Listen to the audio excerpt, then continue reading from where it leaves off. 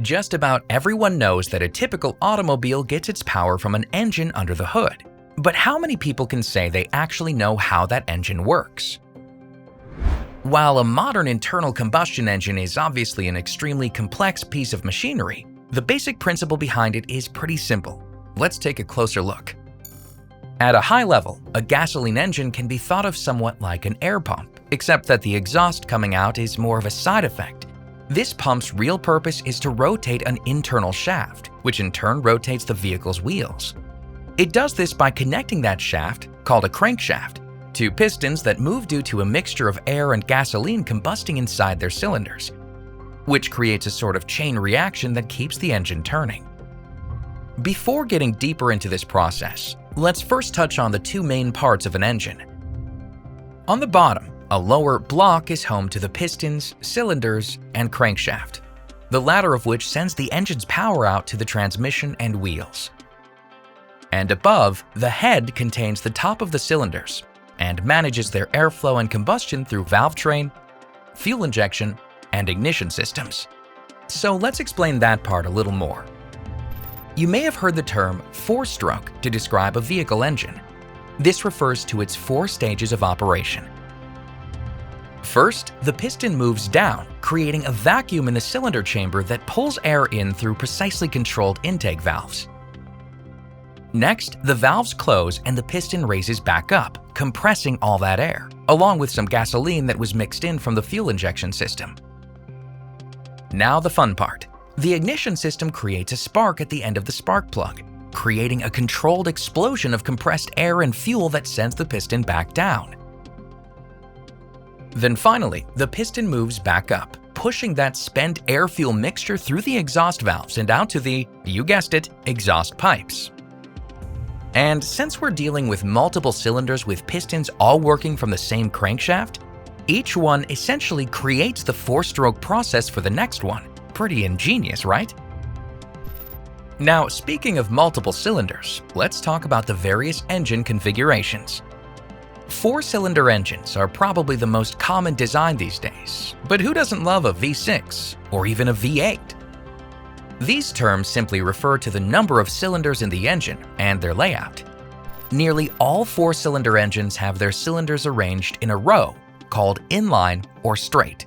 But it's also pretty typical to see engines group their cylinders into 2 banks connected at an angle, a V. Doing it this way effectively cuts the engine length in half, enabling it to fit more easily under the hood. So a V6, 3 cylinders on either side, creating a V shape. And what if that V shape was opened up all the way, a 180-degree angle? Well, then you'd have what's called a boxer or flat engine design. Alright, so what about those other numbers you always see? 2.0, 3.5? Well, that refers to the engine's displacement, often simply thought of as its size. That number is literally the volume, in liters, that the pistons displace with every engine cycle. So essentially, if you were to fill up the cylinders of a 2-liter engine with liquid, it would take, well, 2 liters. And if it's a 4-cylinder engine, each one displaces half a liter. So what's the end result of all this? Power.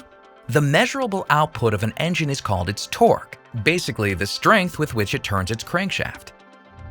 Torque is measured in pound-feet, which, as the name implies, is the force created by 1 pound of weight at a distance of 1 foot. Imagine a 1-pound weight sitting at the end of a 1-foot wrench. That nut is being turned with 1 pound-foot of torque. So now, going back to the displacement concept, bigger cylinders pull in more air and fuel, typically resulting in more muscle. They turn the crankshaft with more force, which is perfect for large vehicles, towing, or even just spirited driving. So now you're probably thinking, isn't that horsepower? Well, yes and no. In fact, horsepower doesn't technically exist. Okay, yes, that requires a bit of explanation. Horsepower is obviously a real thing, but it's actually a calculation, not a physical measurement like torque is. It's basically torque over time. So this means the faster that engine turns, its revolutions per minute or RPM, the more work it can do and the more horsepower it has. Put in extremely simplified terms, torque times RPM equals horsepower. But that doesn't mean making big horsepower is as simple as spinning the engine faster, since that takes more and more energy as the engine speed increases. And as that torque decreases, the horsepower calculation eventually can't keep up either. This is also why transmissions are so critical in keeping everything in the appropriate sweet spot. But that's a topic for another video. So that's the general idea behind internal combustion engines. But this was just a high-level look at the basics, Engines 101 if you will. There's obviously a whole lot more to say about engine tech, so be sure to check out the other videos in this series to learn more.